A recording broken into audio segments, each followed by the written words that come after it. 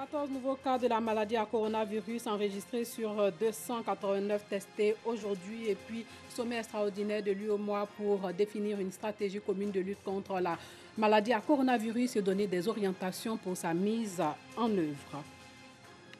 Bonsoir et bienvenue dans le 19h. Comme je vous l'annonçais, il y a aujourd'hui 14 nouveaux cas de la maladie à coronavirus enregistrés sur 289 cas testés. Un sommet extraordinaire de l'UEMOA sur la crise sanitaire liée à la pandémie de la maladie à coronavirus s'est tenu aujourd'hui. Les États de l'Union ont été invités à définir une stratégie commune de lutte contre la pandémie et à donner des orientations aux institutions régionales et aux équipes gouvernementales pour sa mise en œuvre. À partager aussi les expériences dans la gestion du coronavirus et rechercher les moyens de faire face à cette pandémie. Le 22 avril 2020, l'UEMOA enregistrait près de 3200 cas confirmés avec 105 décès et un taux de létalité de 3,5%. Le taux de croissance moyen en 2020 dans la région est estimé à plus de 2%, soit une réduction de près de 4 points, de pourcentage par rapport à la prévision initiale de plus de 6%. Les plans de riposte sont évalués aujourd'hui à près de 5 285 milliards de francs CFA. Elles vont permettre de limiter les impacts de la maladie à coronavirus sur les populations, l'emploi et le secteur productif et de promouvoir aussi les initiatives prises pour éviter l'affaissement des entreprises et le démarrage rapide des activités économiques post-crise. Sachez que le sommet était présidé par le chef de l'État Alassane Ouattara, président en exercice de la conférence des chefs d'État et de gouvernement de l'UEMOA. Désormais, tout voyageur qui va se rendre à Fresco ou à Sassandra devrait se soumettre à un contrôle sanitaire. Des postes de prise de température à l'aide de thermomètres frontal à infrarouge sont installés à l'entrée de chacune des deux villes en vue de filtrer les entrées et préserver les populations du Boclé qui n'ont jusque-là enregistré aucun cas positif. Le reportage de Sam Kouna. Carrefour Fresco, tous les véhicules et autres engins en provenance d'Abidjan ou de San Pedro sont arrêtés. Les occupants sont invités à se faire prendre la température à ce poste sanitaire par les agents de l'INSP à l'aide de thermomètres frontal. Même dispositif à l'entrée de Sassandra. Je pense que c'est une bonne chose, dans la mesure où ça permet de filtrer les entrées. On doit sensibiliser nos enfants, même ceux qui sont à Abidjan.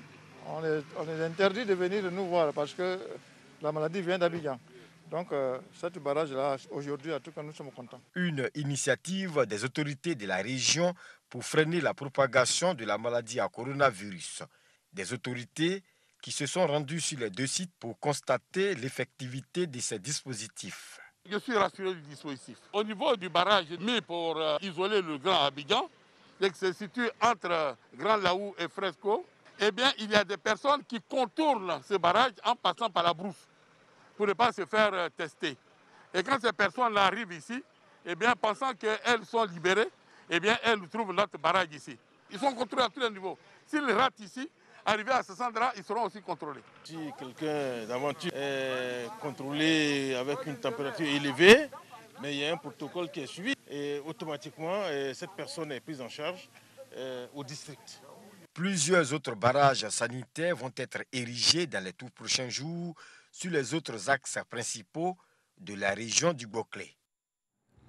La Fondation Magic System, la Fondation Didier Drogba, l'entreprise Adowa et l'Union européenne offrent 150 kits alimentaires et hygiène au village d'Aoué à Brofodoumé dans le district d'Abidjan. Ces kits ont été offerts aux couches les plus défavorisées de ce village. Le reportage de Clément Boko. 150 kits alimentaires et hygiéniques au profit du village d'Aoué dans la sous-préfecture de Brofodoumé. Un don de la fondation Magic System, la fondation Didier Drogba, l'entreprise Adowa et l'Union européenne. Ces 4 structures ont lancé une caravane dénommée Solidarité Covid-19 pour venir en aide aux couches défavorisées. Chacun de ces kits comprend un sac de riz de 25 kg, un pack de 5 kg de sucre, un bidon d'huile de 3 litres, 6 savons et 2 bouteilles de gel hydroalcoolique. Nous lançons un appel à toutes les sociétés citoyennes et à tout le monde de mettre sa main à la pâte pour pouvoir nous accompagner dans cette caravane et permettre que la Côte d'Ivoire boute hors de ses frontières cette maladie. Nous développons sur Aoué un programme ambitieux de réalisation de logements économiques et sociaux.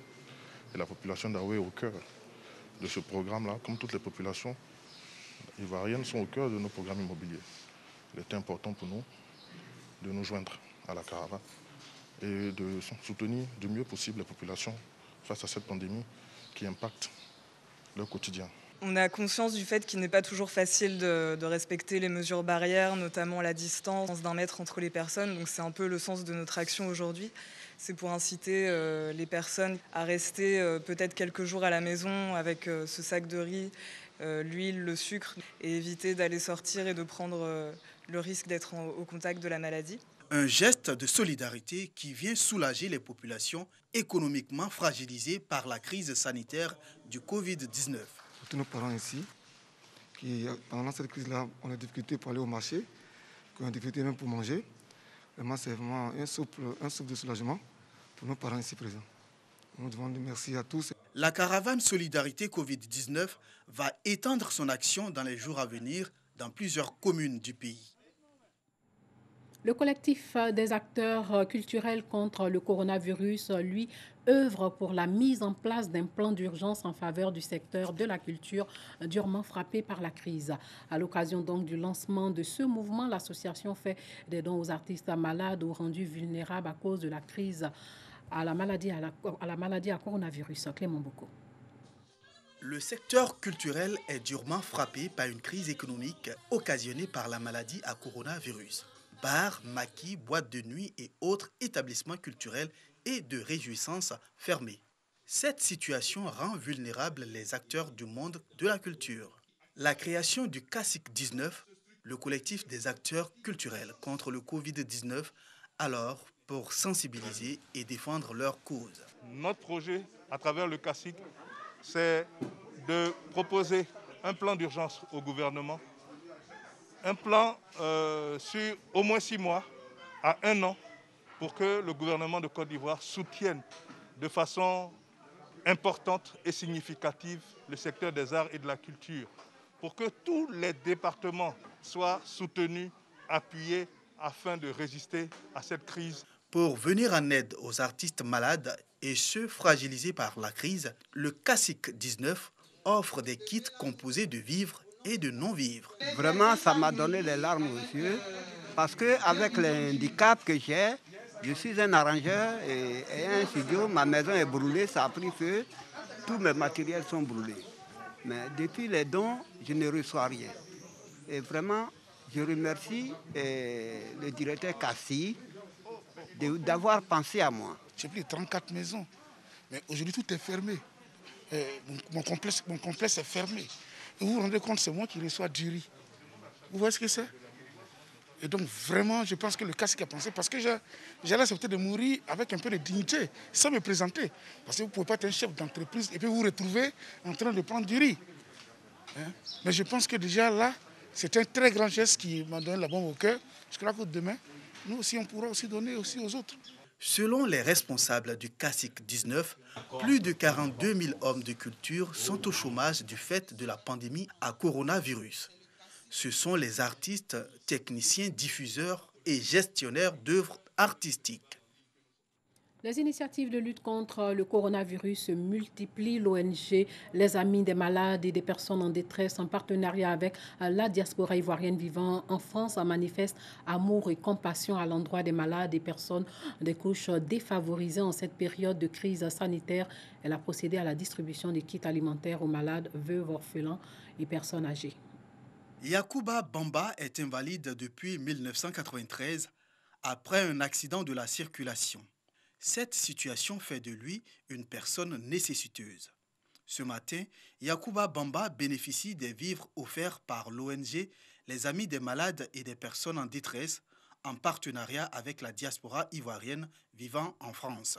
Jusqu'à présent, je suis à côté de l'hôpital. Je vais à l'hôpital seulement. Grâce à le même Konaté qui m'appelle aujourd'hui de venir me faire un don. Donc je remercie à M. Konaté. Comme Yacouba Bamba, ce sont au total 50 bénéficiaires, des grands malades, des veuves, des orphelins et des personnes âgées, venus des 24 quartiers de la commune d'Abobo. Selon les donateurs, Cette action marque le début d'une vaste caravane de bienfaisance et d'assistance aux personnes vulnérables face à la pandémie du Covid-19. Ils ne travaillent pas, ils n'ont pas de soutien, personne ne les soutient.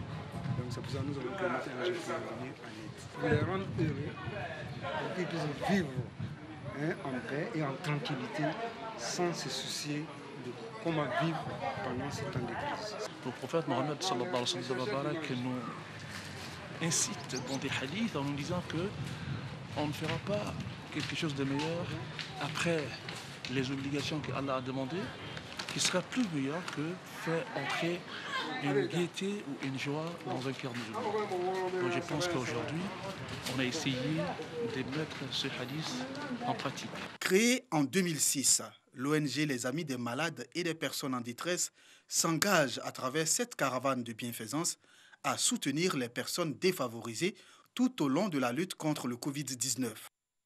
Et puis l'association Les Femmes Musulmanes en Côte d'Ivoire offre du matériel sanitaire au personnel soignant du centre de santé à base communautaire d'Anono, c'est dans la commune de Cocody. Cette action vise à lutter efficacement contre la pandémie en Côte d'Ivoire. Bintou Pekele, Paragasorokoni.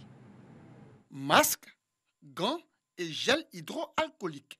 Ce sont entre autres kits de lutte contre la maladie à coronavirus offerts par l'Association des femmes musulmanes en Côte d'Ivoire, AFEMSI, au personnel soignant du centre de santé à base communautaire d'Anono dans la commune de Cocody. Objectif, leur permettre de se protéger contre le nouveau coronavirus Covid-19. Nous avons du personnel qui affronte directement le Covid-19. Et puis deuxièmement, la situation même du centre dans une cité cosmopolite fait que nous avons affaire à toutes sortes de personnes originaires de différentes régions, de différentes confessions religieuses. Donc là, on est même symboliquement dans la chance de toucher à tout le monde avec les petits dons que nous sommes venus de faire. Ce geste des femmes musulmanes, apprécié par ces soldats de la santé d'Anono, qui ont tenu à exprimer toute leur reconnaissance à l'AFEMSI. Ces dons-là nous permettront, nous, soldats en blouse blanche, d'aller au front et de gagner cette bataille-là. Au nom de tout le personnel du CSU comme Anono, nous disons donc infiniment merci à ces dames qui, au nom certes de la religion, ont pensé à nous, mais je dirais, ont pensé à toute l'humanité. L'Association des femmes musulmanes en Côte d'Ivoire entend étendre ses œuvres de bienfaisance à d'autres couches sociales pour la lutte contre le coronavirus humain. Ses responsables promettent offrir les jours à venir aux familles défavorisées des vivres pour le mois de Ramadan. Fatigués de voir des habitants violer les règles de quarantaine au risque de propager le coronavirus, un village indonésien a décidé de faire peur à ceux qui voudraient ignorer ces mesures en les enfermant dans une maison hantée. Dans le village de Sepa, les chefs ont ainsi choisi une maison abandonnée depuis longtemps et y ont installé des lits séparés par des rideaux et quelques meubles.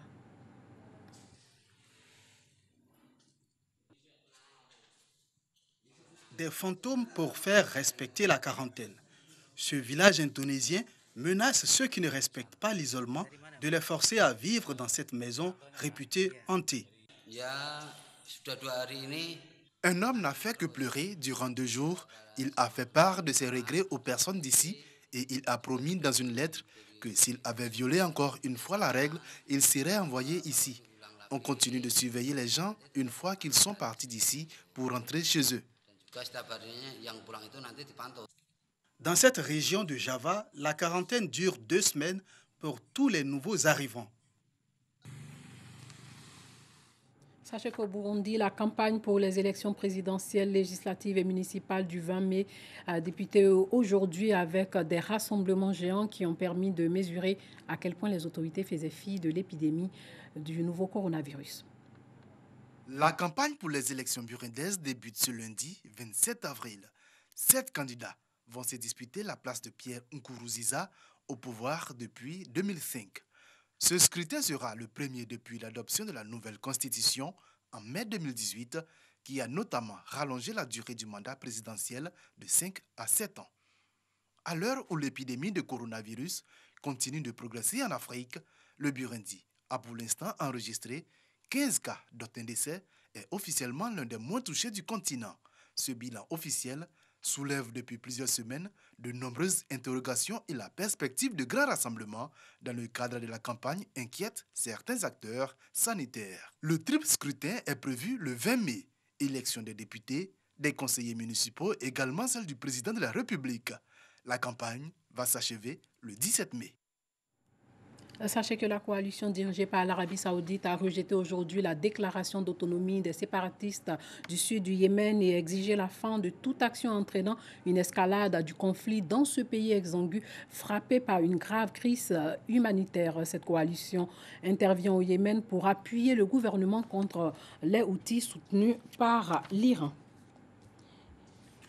Sachez aussi que 14 nouveaux cas de la maladie à coronavirus ont été enregistrés sur 289 échantillons testés aujourd'hui, comme je vous l'ai dit à l'entame du journal. 31 personnes sont guéries et 0 décès déclaré à ce jour.